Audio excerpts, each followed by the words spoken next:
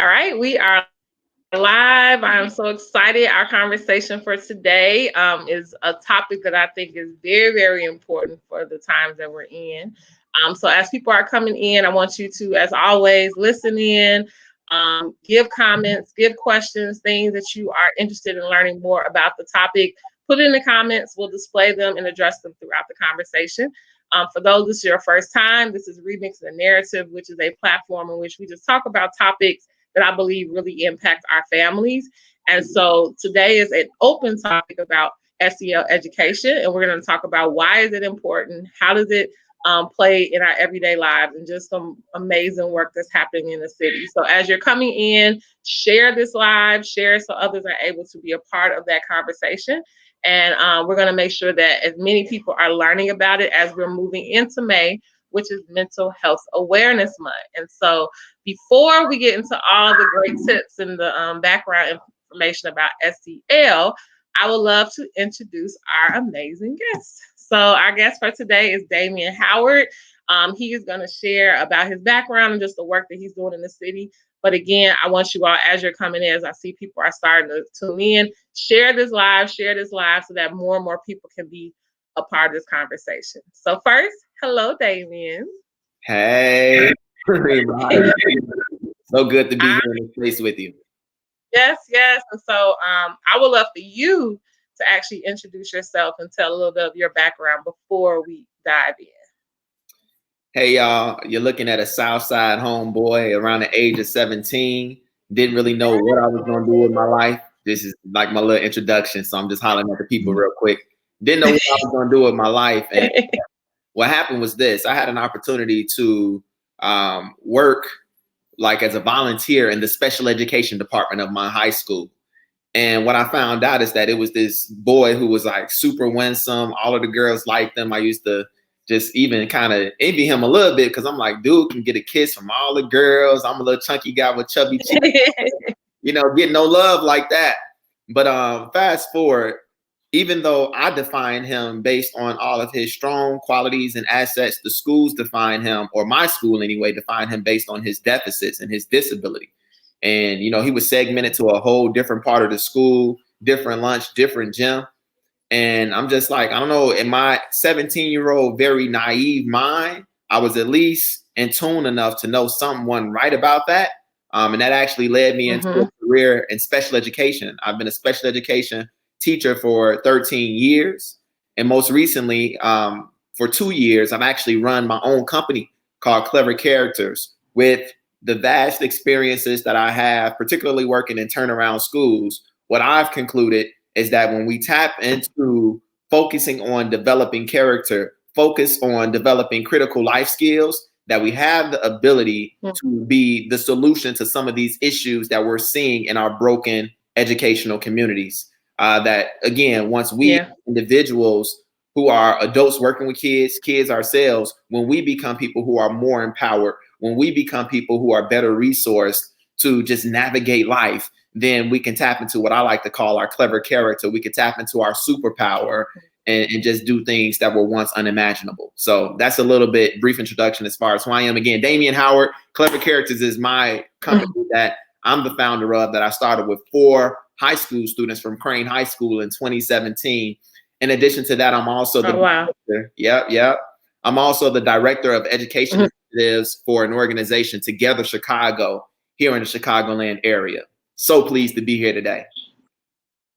Yeah, me too. I'm glad for you to be here. I think we could just jump right in because as an educator myself and just working with people, this is like a buzzword. I hear people all the time talk about like social emotional learning, the importance of it, even in the classroom, why it should be highlighted, even at home, definitely now with everything going on.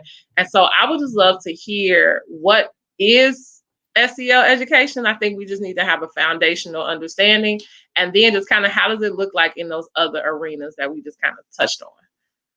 So first of all, I want to say which is learning, right? So learning implies that there is some type of intentional instruction that's taking place in order for me to get something, in many instances that maybe I didn't have before.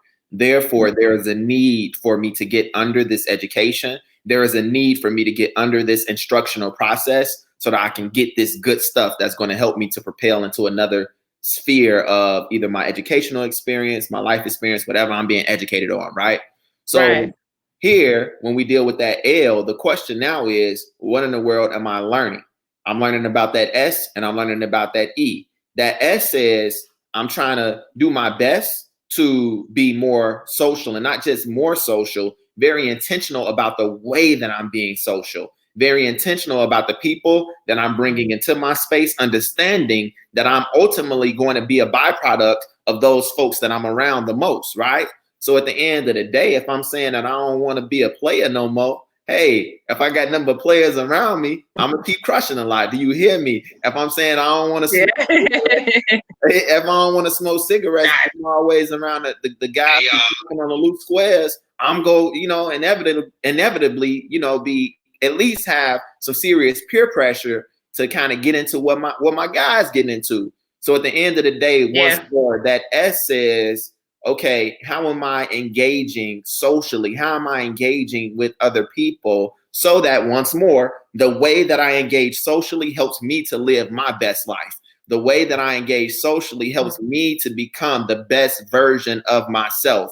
And indeed, if the way that I am finding myself in different spheres is taken away versus adding value to, that S, that's a part of this SEL process, says that I need to be a little bit more perceptive, a little bit more intuitive as it pertains to asking myself on a daily basis, these people that's in my space, are they adding value to me and my lived experience, and or are they taking away from me?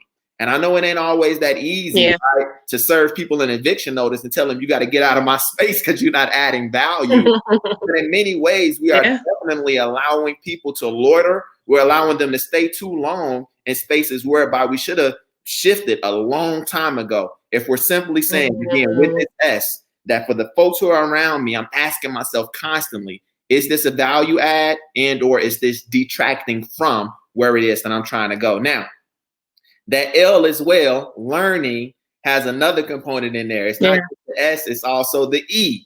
So the E says, man, I'm checking in into myself on an emotional level, and I'm consistently putting myself in a position. What is that position? For some people, that's a position of stillness.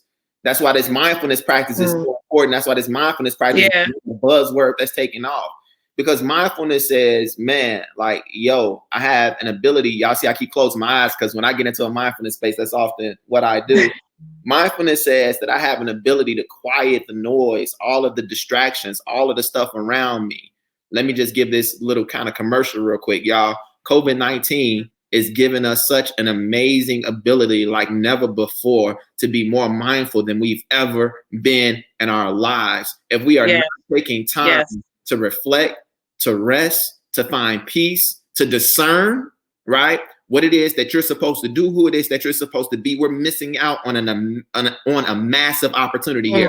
So again, the point is, the L isn't just about social. The L is about emotional. What's going on in my body? What's going on in my psyche? What's going on with my mentality? Because when I talk about state, and state for me, at least how I get it from Tony Robbins, is a blend of your mental health matched with your emotional state, your emotional well-being.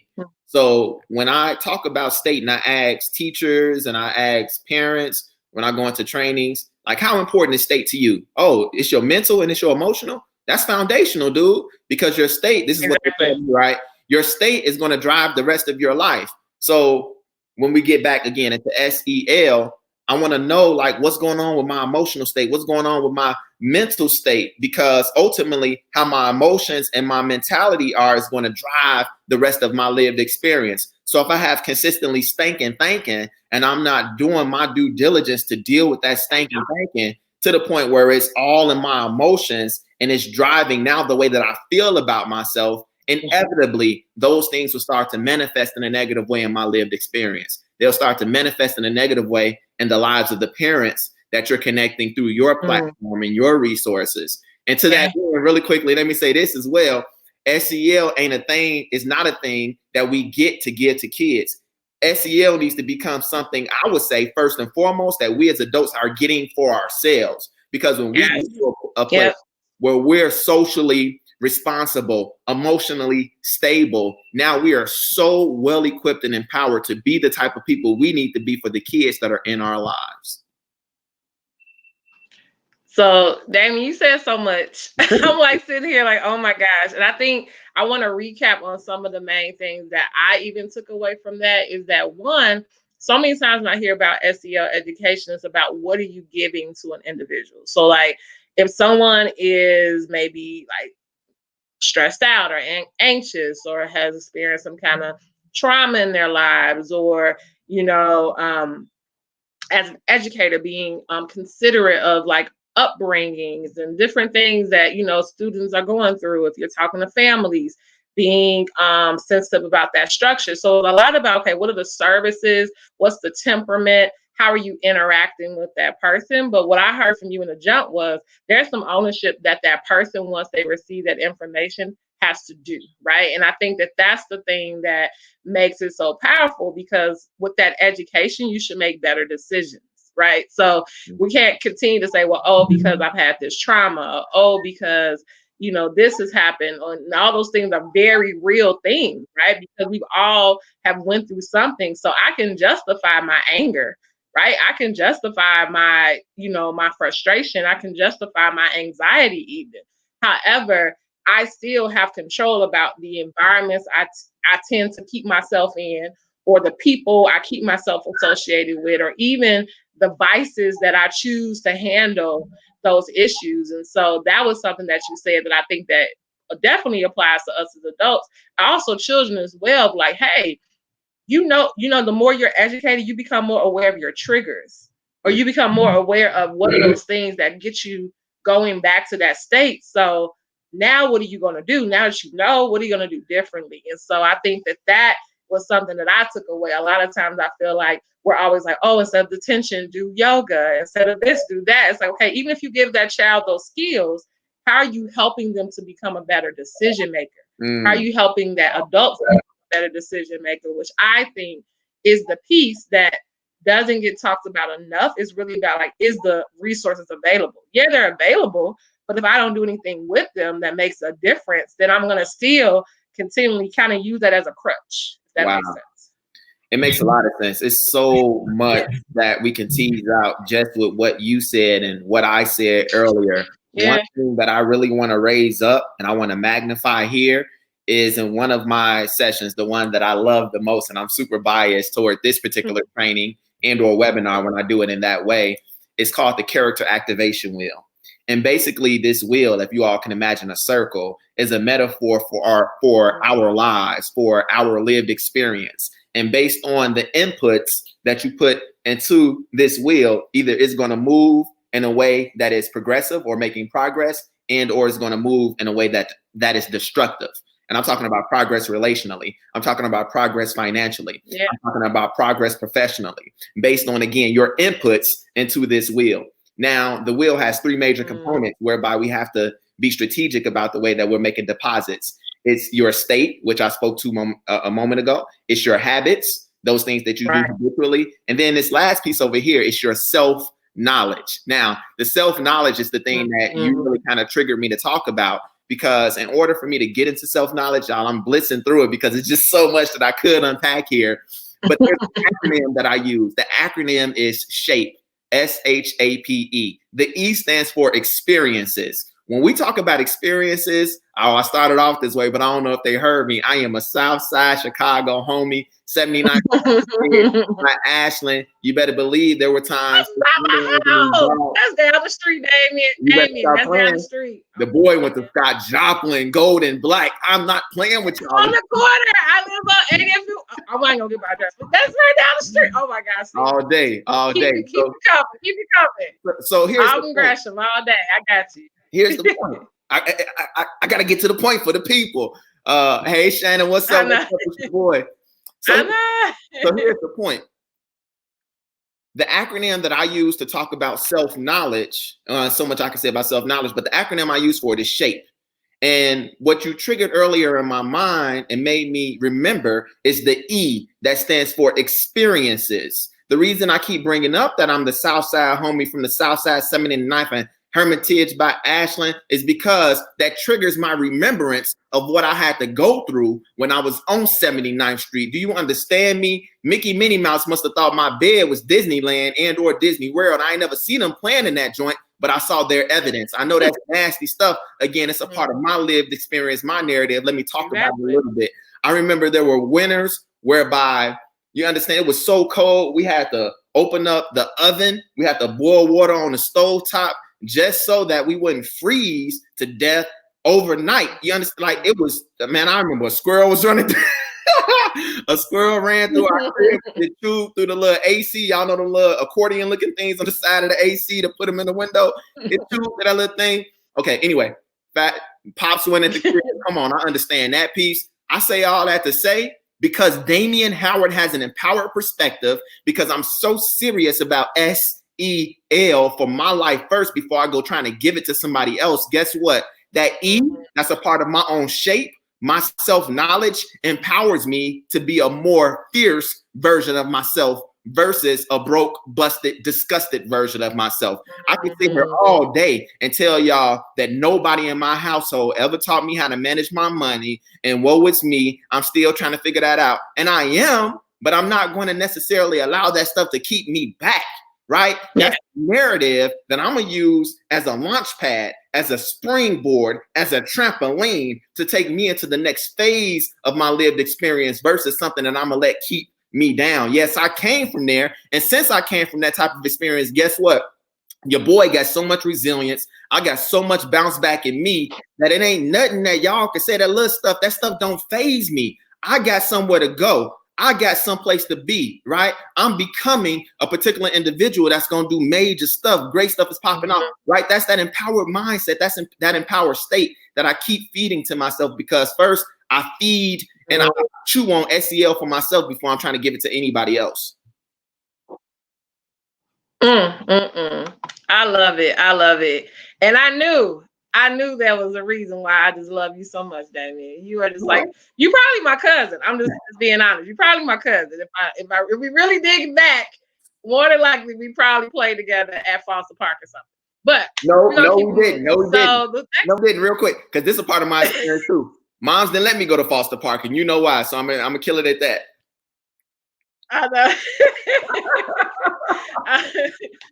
So, oh my gosh. And I think it's so important that people hear that, because I think a lot of times when we see people doing their work, we're like, okay, what is it that drive? What is it that pushes them? Because a lot of the things that you share is also that fuel and that fire of why I do the work I do, right? Because I see in the missing pieces and gaps within this neighborhood that I grew up in, and also in the states in which I work, you know what I mean? And so I think that it's important that people understand you can use the energy in multiple ways, right? I can use that energy, I can use those lived experiences as maybe in many cases the obstacles that keep me from doing being my best self, or it can be the fuel and it can be the motivation that keeps me going and understanding there's a need for what I do. And so this is why it leads me to the next thing, which are the two organizations that you are closely affiliated with. And I wanted to be able to share that because I think it's important for people to hear your story. Then they understand why you do the work that you do and why you're connected to what you do. So if you can speak a little bit to what is Clever Characters and Together Chicago, and then how is that still connected to this work of SEL? I'm making all these silly faces because every time you say something, you already see your cousin over here like, I want to say something about that too, and I gotta say it because I think that this right here might. You can. We ain't got nothing but time, Damien. Where we gotta go? We ain't got nowhere to go. I think, I'm sure enough quarantined over here. I ain't playing with them people. I only put this shirt on for the podcast. Don't play with them. Right. Y'all throwing my jersey on as soon as we done. Stop it. All right, but this is what I wanted to say really quickly. For each and every one of you all that has a story, know that your narrative has the opportunity to put you in a position that you telling that story can actually be the thing that gets you to where you want to be financially, that gets you to where you want to be professionally. Because there's a uniqueness in your story, a uniqueness in your narrative that other people will, when they hear it, something in them will just be stirred to say, wow, you went through that, you experienced that, and you are still, right, breathing, you're still, you're still strong, right? So I just wanted to put that out there. I don't know, it pricked in my heart, and there was an impression made because it's some people that's listening to this webcast right now, Dreamer, whereby they feel it's if they have to be muzzled. You understand? Like there's this invisible muzzle that's over their mouths, that's over their faces, almost like the silence of the Lambs, that's kind of really stopping them for breaking free, breaking through, and being like, yo, this is my story. This is me. I am going to stand up, be strong, and be confident in who I am and say, yes, that was a part of what I went through. But guess what? This is how I navigated, how I pivoted, how I shifted. And now look at me now. You hear me? Look at me now. So you want me to talk about these organizations? You know, in a second, because you said something that hit me as well, and I think it's still connected.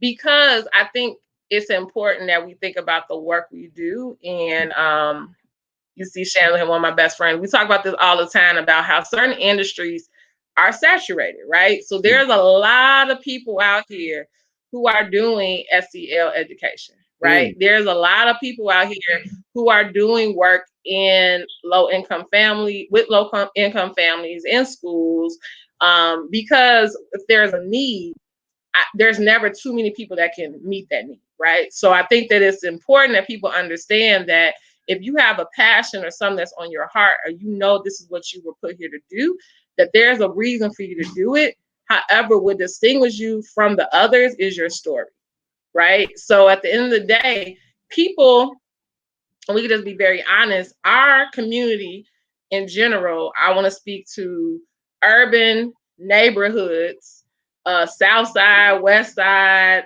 you know, Rogers Park, like areas in which SEL is actually looked at as a weakness in some spaces, right? Because me telling my story, everyone doesn't get the privilege of that, right? Some people have been taught that telling my story is actually how you're going to use that against me, right? Some of us are told that, you know, me thinking about what has happened to me is not going to do me any good anyway, so just kind of push through.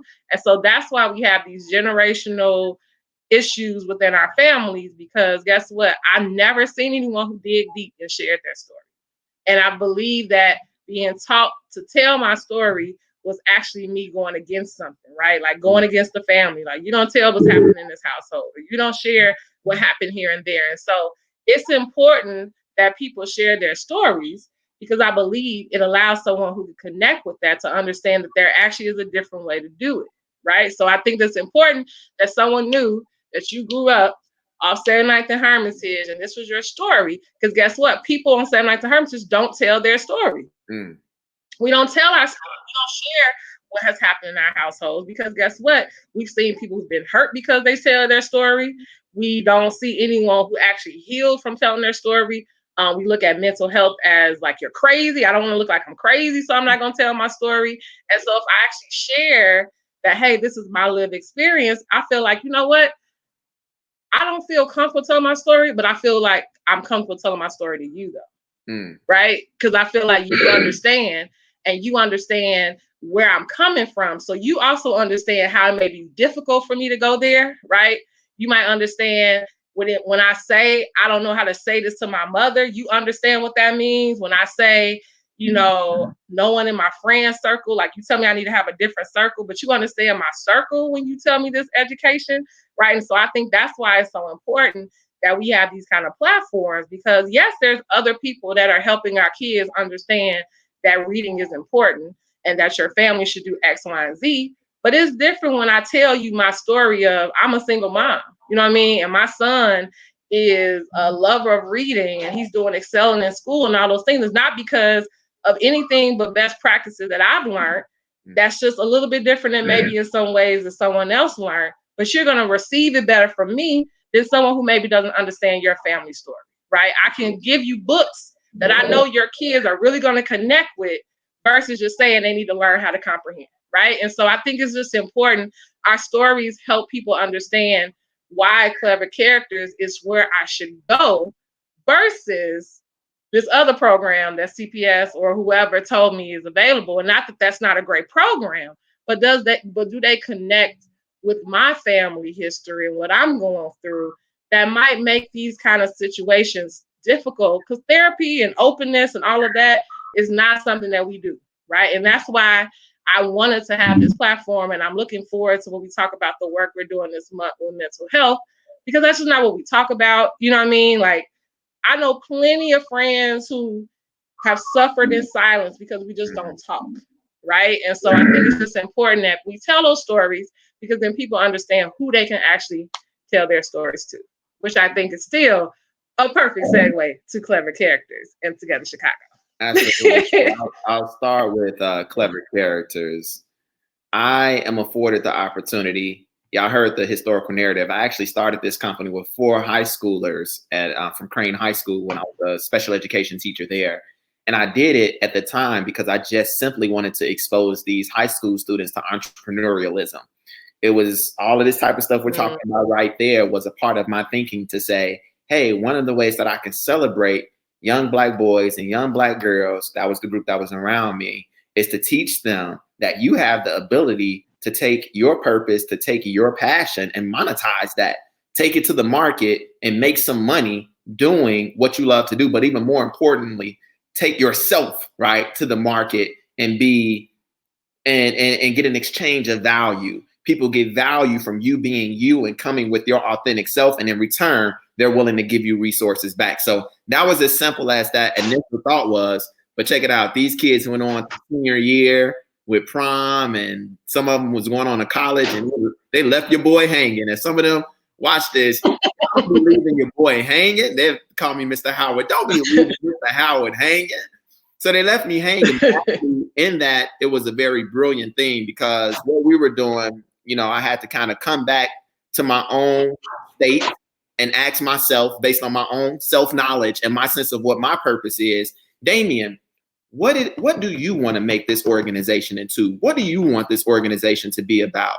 And through multiple pivots, where we've landed is that we want to use this company and this organization to raise up a village of empowered individuals, here it is, that help young people to understand the importance of telling their stories. So what we do, how we're just talking about, because you know, young people, once you get them going, they can go. You understand? You can ask them something simple. What's your favorite song?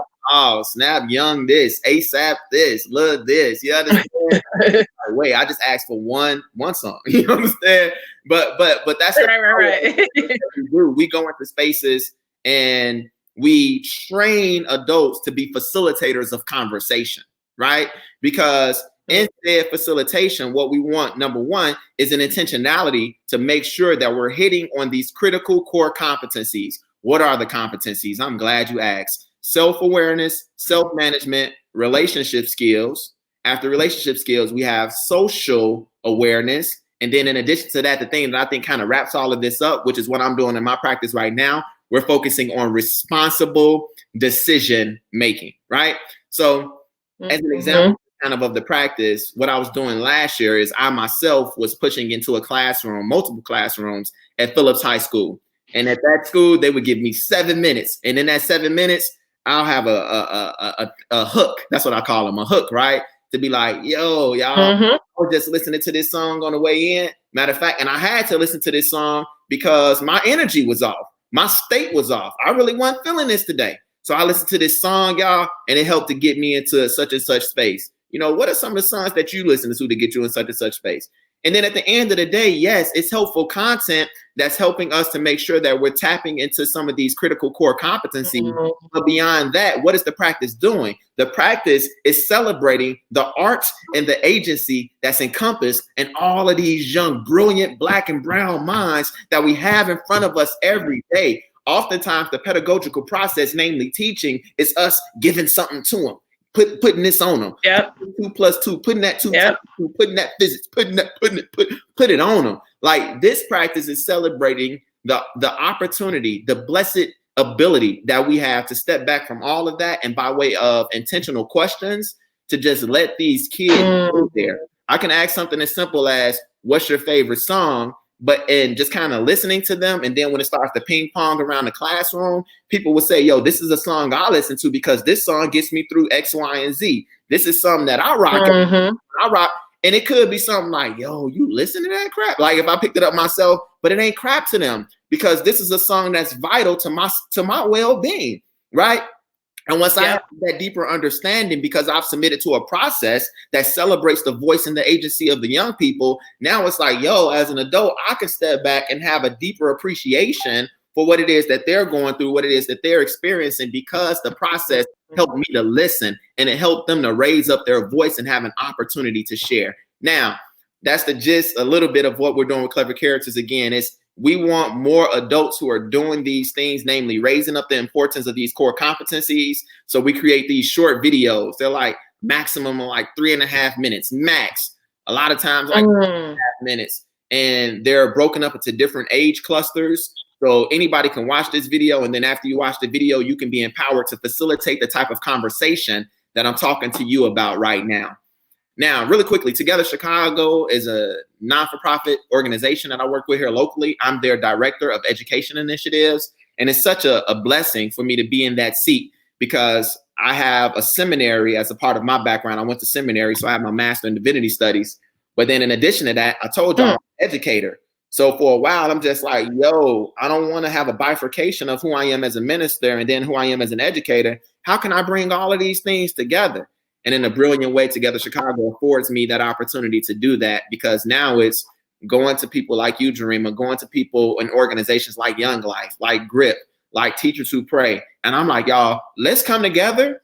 And as people who are representatives of the body of Christ, let's figure out how can we make positive impact in the Chicago education system. So that's a real conversation that's been taking place weekly in the month of April, but we're going to go back into our monthly vibe in the month of May. And that's just kind of one facet of what I'm doing with my role at Together Chicago. Again, any and all of this stuff, I can go on and on, but I don't want to do that. I don't want to bore your viewer.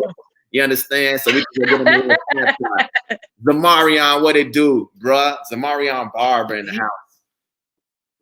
I know. He said this needs to be implemented throughout the schools, and I totally agree with that. I think that it's so important that we are providing opportunities for our kids to listen. I believe it's so important that you really know, I mean, regardless of child, adult, elderly, if you listen, then you know how to really help me, right? Like you can assume so many things. I think that something I learned early on as a teacher is that there is really no one shoe fits all, right? So I have a child who maybe experienced, like you said earlier, his father not being in his life. The way they connect to that or react to that is so different, right? Like I can't look at a child and be like, oh, he's acting like that because he don't have his father. You know what I mean? Or oh, she's doing that because whatever. Because really it's about how did that experience impact what I feel about myself or how I learn how to deal with it. And so a lot of times we can make these assumptions as to why people do the things they do or why they don't do the things that they are supposed to do. And if you really just listen, they're going to tell you why they don't do what they do, right? They're going to tell you why they don't want to try this new thing or why this is something that they are opposed to. And so I just think it's so important, like you said, if we are able to have those tips on how can I be intentional in my questioning, because again, it goes back to, I'm not just going to tell you something just because you're an adult. I'm not just going to, okay, you're angry. Like I've seen, working around children, like, why are you so upset? Nothing, ain't nothing wrong. You know what I mean? And it's so obvious there's something wrong. There's something going on. But guess what? That question alone is not going to get the answer. You just asking me why am I angry I'm not going to say, oh, I'm angry because, right? However, we get, like you said, into some intentional dialogue. Eventually, somehow I'm going to start hearing while that person is angry, right? I'm like, oh, okay. And then it helps me to kind of know how to better navigate that conversation. And so I think this is a perfect segue to the next thing I was thinking about, which is tips for parents, because I've heard a lot about, we should capitalize on this time because guess what? Everyone's at home. And not only are we at home, I think that we also need advice on how do we deal with that, because being at home is not always a easy thing for everyone. I have some of my students, I checked in with some of them yesterday, and it's been kind of tough being at home. You know what I mean? Like it, being in school and being in different places was actually safe havens for them. So being at home is rough when you and your family maybe don't have the best relationship. Being at home can be difficult when you don't necessarily know how to address certain things that you're feeling, or maybe, parents don't know how to do it. And so I think that it's important, because I would love to hear what are some tips as to what we could do to start building some of those intentional conversations that allow depthness to happen in some of these relationships. And if you have like advice, like, hey, and one last thing I want to say, I also know that we're dealing with changes in relationship, and if you can speak to that as well. Like, I know for me, it was a lot easier for me to kind of talk to my dad when I was younger, but then I became a preteen, and then it was like, I don't know if I really want to have that conversation. And I know that probably was a very awkward shift for him, changing his baby girl, saying everything, to now, I just really want to talk to my mama, or I really just want to talk to this person. And, just tips on how, like I think for some of the parents, like, man, maybe I had a close relationship with my child, but some things shifted. I don't know how to navigate around that, and I want to still build those kind of tips. So again, I'm going to put back up the website, because those videos I know are super duper important. But what are some like practical things that maybe families can implement during this time so that we don't lose this time? I think it's just a prime opportunity to get to know yourself and your child a lot better during this time. One immediate thought that comes to mind, and first of all, y'all, these dogs going crazy over here in Bronzeville, so it is what it is. Roy Patterson. It's not good. We at home. Yeah. So here's the thing. I have one of the teachers that I work with in a local high school, and she emailed me the other day, and she was just like, Damien, I'm so excited because there was a kid that, for whatever reason, was just so much of an introvert, and it was hard for me to tap into them or get them to engage. And just now, in the remote learning platform, as we were actually getting into one of your SEL practices, the student just kind of opened up, and they were sharing in ways that maybe they hadn't shared before. That was my impression of what the teacher was saying. And I don't accredit all of that or none of that to the fact that, she had this amazing program, because the program in itself ain't all that amazing. What makes it amazing are those champion educators or those champion parents that have that intentionality to say this. And this is the point that I'm trying to get to. I'm not going to take it personally when the kid or the child isn't relating to me in the way that I expect and or that I desire for them to relate to me. I, in my own space and mind and psyche, don't have a clue sometimes what it is that's going on in the inside of that child. But what I can do, tips for parents, tips for families, is I can make sure that I'm consistently positioning myself, showing myself to be, not through my words, but through my actions, as a nurturing figure in the life of the child. And inevitably, what I've seen, similar to the situation with the teacher and the student, is that child finds his or her way back when and if they need to, if said adult has shown themselves to be that person who is nurturing. What does a nurturer mean? That don't necessarily always mean that it's lovey-dovey. We're gonna hug every 5 minutes, kisses on the forehead every 5 minutes. But for simplicity's sake, the way that I am utilizing the word and the concept right now is that the kid knows that when they come to me in their place of need, in their place of want, and or when they don't have none of that going on, consistently what they're going to get back from me is love. And the way, again, that we manifest might be different, but they're not going to get criticism, right? Yeah. As adults and as parents, we got to be critical, but I'm talking about that demeaning, that shaming, criticism, that even if we don't think it in our minds, that's intended to break down. Why? Because that's what we got when we were children. Why? Because that's what we see in the media and narratives that are like that. But if we're really looking at the manifestations of the ways that we're showing up in life, particularly how we're showing up with our students, and we're seeing that that stuff is not allowing, again, more progress, but it's allowing and manifesting more deterioration, something got to change. And oftentimes, what I would say is we really got to take on the position and the posture of a nurturer.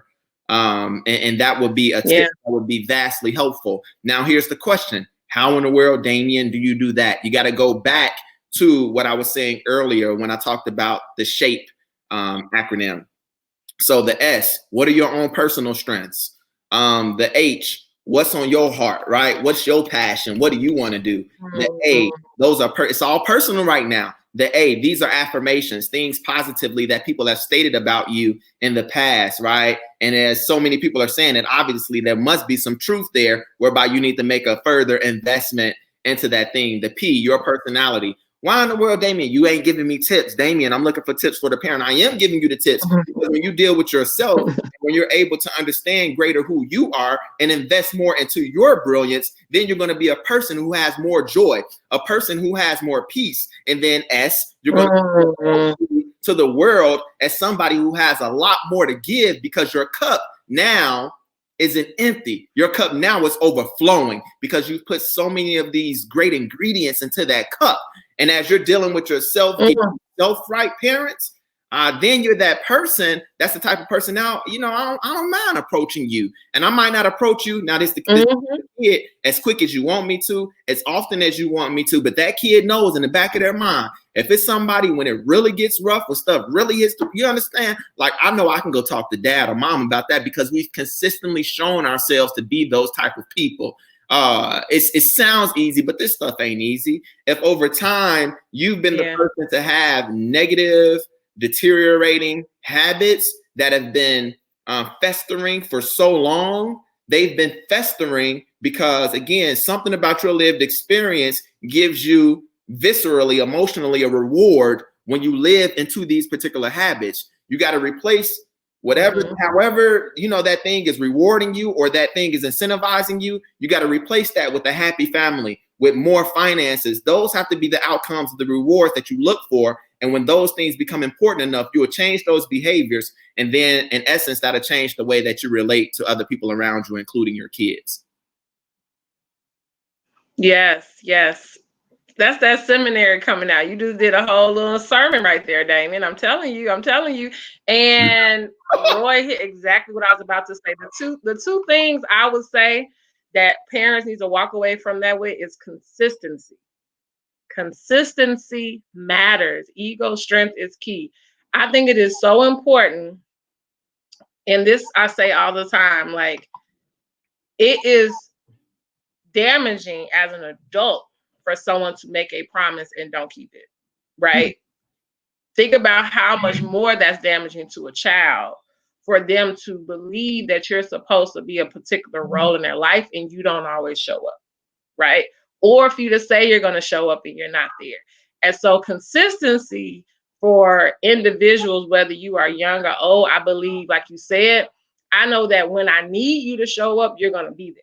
Right. And so if a child doesn't know for sure that that is going to be available to them, then I'm not going to chance opening up, doing these things, wanting to build, because I don't know when I really do need you to be there. When I come next time, you're going to still be there. So I'd rather kind of keep this distance. I'd rather not always kind of give what the true story is, because guess what? If you're here or not, it won't impact me as much. If I start investing in this relationship and I start giving to you and I start opening up to you, I expect you to understand that I'm investing in a consistency that whether, like you said, whether I come to you every day and tell you how I'm doing, or when, you know, if something really big happens, you're the first person that comes to mind. It's important that you're available.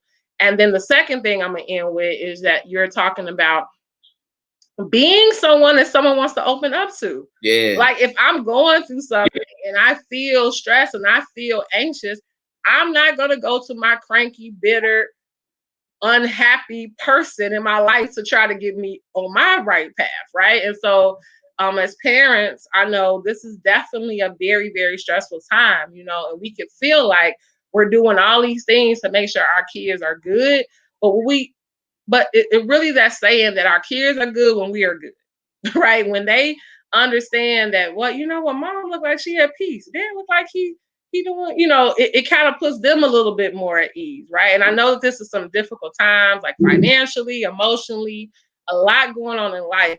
That's why it's so important that we're dealing with those things so that we can be the rocks and the support for our children. And I just love that part, like the consistency and continually doing the self work, because that self work is going to make you attractive. It's going to make you want to be the person that I want to open up to. And if I could just say one more quick thing to that point, I can do all of Yeah, that, of course. do all of that work, and it can be amazing, and I could be really transforming into this being that's radically different, radically better than who it was that I was before, because I've been making this investment into myself based on my self-knowledge, who I'm learning myself to be, my strengths, and all of those other things that I spoke to earlier. And at the end of all of that, I still might be at a place where my child don't want nothing to do with me at the end of me doing all of that very consistently. So now what you got to say, Jarima and Damien, to that? And my real quick subtle point, if that is somebody's scenario, is don't, again, like, we got to get away. I think this is what Roy was saying, get away from ego, get away from any of that stuff, and figure out, what it might be that will tap into the ability for us to get my child the wellness or get my child the intervention that's necessary. So here's the point. Sometimes that has to be a third party, and that third party might be a therapist. And that third party might be somebody like myself, who is a mentoring figure, to say, yo, hey, this, my child, my baby doesn't have his dad. And maybe that's a little bit of what he's navigating through and going through. And I just believe a conversation with you might be helpful. Y'all, please don't ever feel like you're putting up the white flag and giving up when you have to call in a third party. In fact, that's a reflection of how intuitive, how awesome you are, how confident you are in yourself, to be able to know that maybe somebody else might be able to relate in this particular area in ways that I can't. Like, for instance, when it comes to, I just told you all my narrative about money and how I wasn't trained in that way growing up. So many of the times when I want to invite my wife into a conversation that I'm having about money, we do that with the financial planner, because Damien has great intentionality to say, in this area, I want to make sure that we have a mediatorial figure with a little bit more intelligence than I have, that my wife probably should be trusting way more than you should trust me, because that's just something that I don't have to give you. So I'm gonna find somebody who got it to give you. And then together we're gonna, with that person and their intelligence, as long as, they're moral and they're ethical in the stuff that they're doing. Yeah. That's the point. Don't ever hesitate to feel some type of way because you gotta call in another third party to say, I need you right now as a part of this intervention. Why? Because, as I stated earlier, it takes this whole village. And that's what Clever Characters is all about. How can we empower the village? How can we make this a collective, collaborative thing to make sure that our kids are in the places that they need to be in?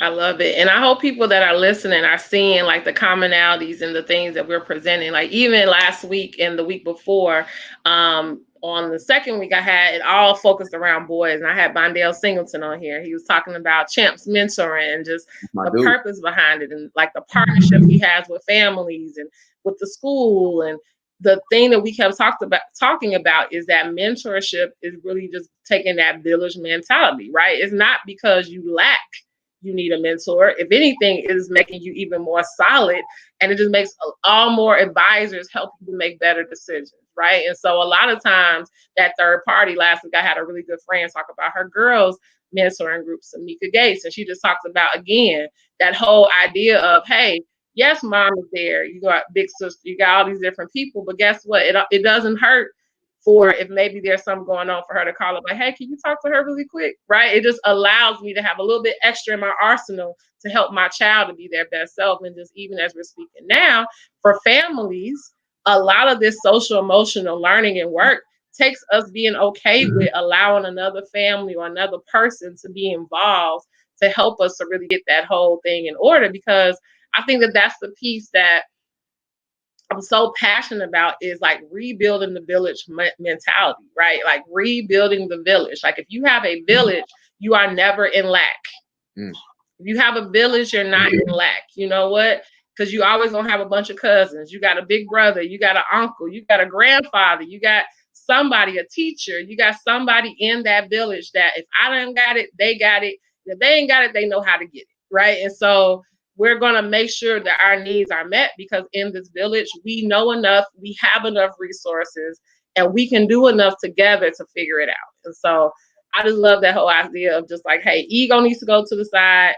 If the main thing is the main thing, which is making sure our babies are okay, however that has to happen is what we're gonna do to make sure it happens, right? So I just love that so much. And so what's next, which I'm excited about because I believe it'll get into some of the work that we're gonna be working on. So what is next? What's next for Clever Characters, Together Chicago, Damien? What's next with you?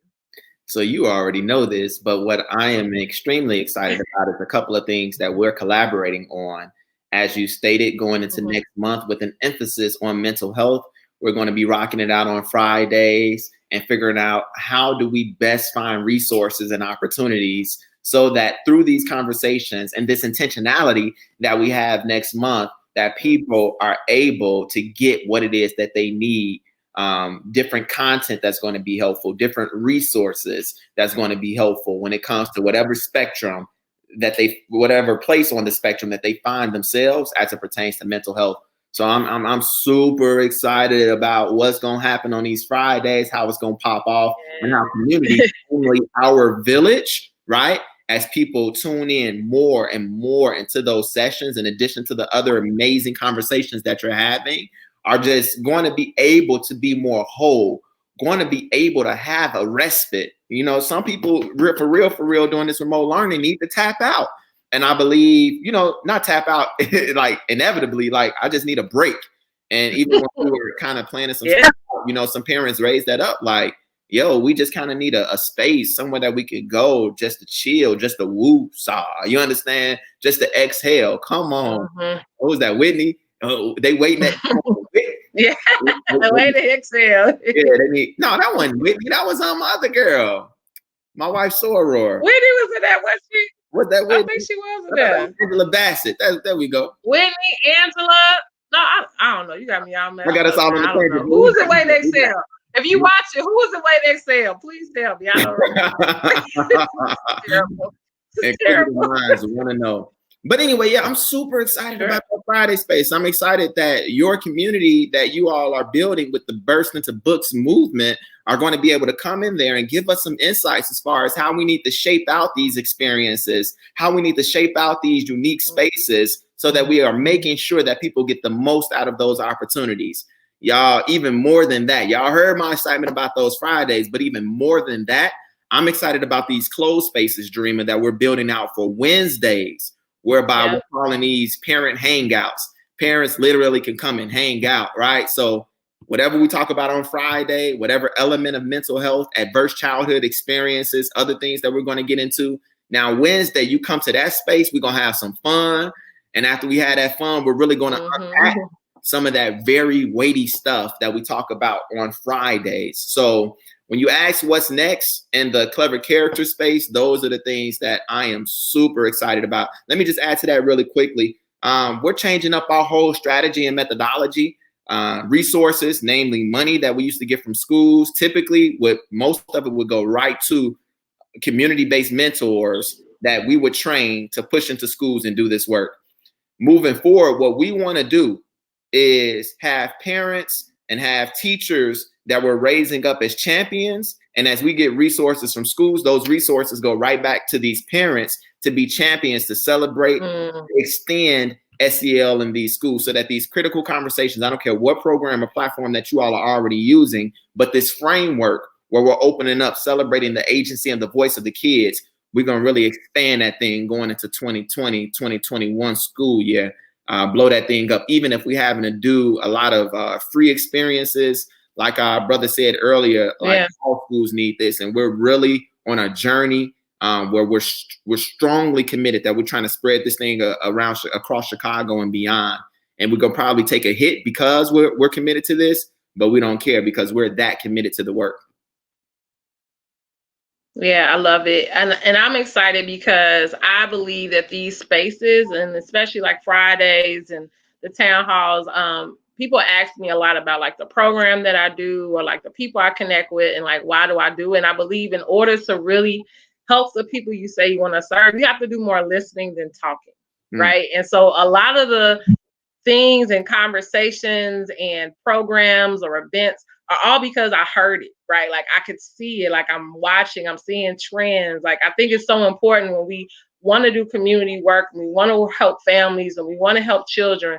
You can't come in already feeling like I can solve the problem. You know, that savior's mentality. Like, you know what? I know why your child doesn't love you. This is the things you need to do, right? Or I know why your child doesn't do well in school. I think it's so important that we actually listen to the people we're saying we want to help. And so I think it's so important, even on Monday when we had the town hall with the students, very simple things. I think we were waiting for them to say, like, actually, I need a new Google Excel sheet that's going to help me to do this math. And, you know, and all the administrators were like, okay, let's go pay for that, right?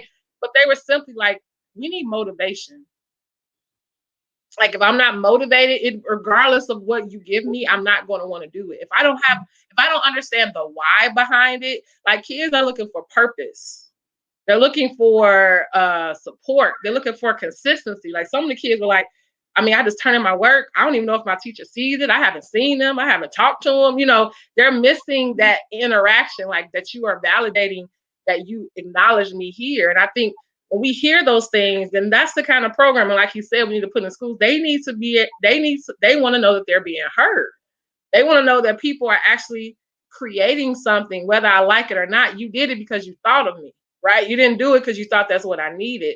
And the same thing for parents. I mean, parents ultimately want to be heard. Don't assume that I just need a computer and Wi-Fi. Now I'm good. I mean, like, no, that's not the answer to how I balance having all these different ages in my home, and I'm working from home, and I'm trying to figure out this. Like, I need a space with other parents who can also, we can problem solve this thing. And maybe it is as simple as, you know what, those things are never going to change, but if I add this, then it makes it better, right? So it might not even be something that's monetary as much as it's just building more community, like having more of a fellowship with people that I feel like have shared experiences that'll help me through this time. Because as we know, this is a season. But seasons are going to come and go. This is not the last time we're going to be in some kind of season. So it's just important that we're learning how to best serve. And so I'm excited because even when we meet on Friday, that's really what I want to listen for. Like I want to listen to what parents are saying they need, because that's going to really influence those Wednesday spaces, right? And it's going to influence who we bring on as guests, because it's like, hey, this is what I need. This is what I want to see. This is what I want to hear. And just really being intentional, people understand, okay, now I can even be more open because I know that this was prepared for me, right? This was a prepared workshop. This wasn't just, oh, you know, meditation, but you're intentional even with the type of meditation, because you heard me say, I need some ways to kind of process and just kind of woosah, like you said. So I'm excited. So that's what's next, you all. We're going to create more spaces that are going to celebrate and help our village to be able to make it through not just this time, but times moving forward. Awesome. Absolutely. So Damien, also wise Damien, what is your what's next steps? Like what's like our call to action? What do you think? And this is where we'll end. What is our call to action? So for those who are watching, what should be the takeaways we take from this space that we can even start implementing once we get off of this Facebook Live? So much I can say. I can ask y'all to go to the website. No, right? You know, I can ask y'all to go to that website that was mentioned and make sure you subscribe so you get stuff. I can spend some time, you know, ask you all to implement, you know, certain practices that I think can help you to be a better facilitator of conversation with your children at home. But what I'm always finding myself wanting to raise up and prioritize is the investment that I need and I beg for you to make into yourself. Let me show y'all this really quickly. What is this? This is a mini computer. And all of us had these mini computers that we carry in our pockets, that we're in front of, that we're scrolling through all the time. You understand? Trying to see what everybody else got going on in their lives. At what point can you pick up this mini computer and start doing some research concerning what will it take and what does it mean for you to become the best version of you? Fill in the blank. For you to become the best version, I'm gonna say, of Damien. I need you even in this moment to fill in the blank with your own self. That thing needs to become so important and so serious. Matter of fact, let me tell you what's at stake. Your family relationships are at stake. Your finances are at stake. Ain't nobody wanting to be broke walking around here, always trying to do penny pitch and working for paycheck to paycheck. Guess what else is at stake? Your destiny is at stake. And when you don't get to a point whereby you're able to get clarity concerning what am I on this earth for? What is my mission? You will never find fulfillment. And if you don't find fulfillment, woe is me all the time. You're not relating well to people. Why? How can you relate well to people? You're not even relating well to yourself, because there's a disgust that comes from your lack of clarity. You have lack of clarity concerning what the purpose is. So you just living versus, you just simply existing versus thriving. I want people to thrive. So my whole thing again, pick up that mini computer and do less of trying to see what's going on in everybody else's life and do some research that's going to help you to be empowered in your own life.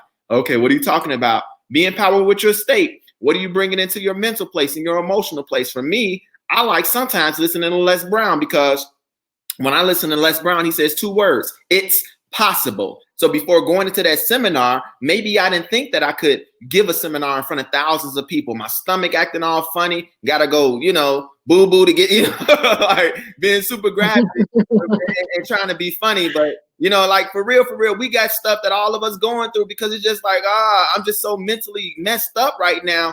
Go and find you some resources that will help you to navigate beyond where it is that you are. I like listening to my boy E.T., Eric Thomas, who Vondell is very fond of as well. Because when I turn on Eric Thomas, his whole thing is, dude, what's that beast? What's that lion? What's that lioness, queen? That's in front of you. And when you tap into that place, you knocking down walls. You're going over inhibitors that used to stop and block you before, right? So it's just finding that stuff, y'all, that's gonna give you an empowered state to help you to stop making excuses and overcome those habits that are destructive versus progressive. And then lastly, to make sure that you're from a place of self-knowledge, investing in learning who you are and investing in how to make yourself the best version of yourself. I love it. I love it. Well, thank you so much, Damien. This has been amazing. This just shows me I'm so excited for the month of May and beyond. It's going to be great. This is going to be great spaces. I'm looking forward to the additional people we will bring in, the things I'm learning. I even learned so much through this conversation, and I just hope that those who watch, whether now or later, just really understand why SEL education is important and how it can be beneficial for not only themselves, but their families. And so that you will be open to learning something different that can help you and help your child and help even the people that will come after you be able to have better ways of processing and moving forward. And it also impact our communities, right? So we have enough of these conversations, instead of it being the abnormal, it becomes the norm, right? That we're able to create safe spaces for students to talk, for families to talk, for boys to talk, for girls, for the older to talk to younger to older, because we understand that if we all do our own self-work, we can't help but change the things around us. So I'm excited for that. And I'm excited for the month of May. So you all tune in with us on Friday. You'll see some advertisements about that soon, about what that will look like, and those parent hangouts, just as we continue to move forward. Thank you so much, Damien, for your time. Yeah, cousin, thank you for having me. Shout out to our Yes, man, I'm telling you, just made me. I was like, oh my gosh, he's talking about down the street. Stop playing. I went to. I didn't go to Scott Joplin. I went to Little Flower before they closed. So I was at Little Flower, St. Sabina. This is my neighborhood. This is where I grew up since I was 2 years old. So I love it, and I truly believe in alignment, and things happen for a reason. So I'm excited. Have a great rest of your evening. Absolutely. Yes. Talk to you later. Indeed. Bye-bye.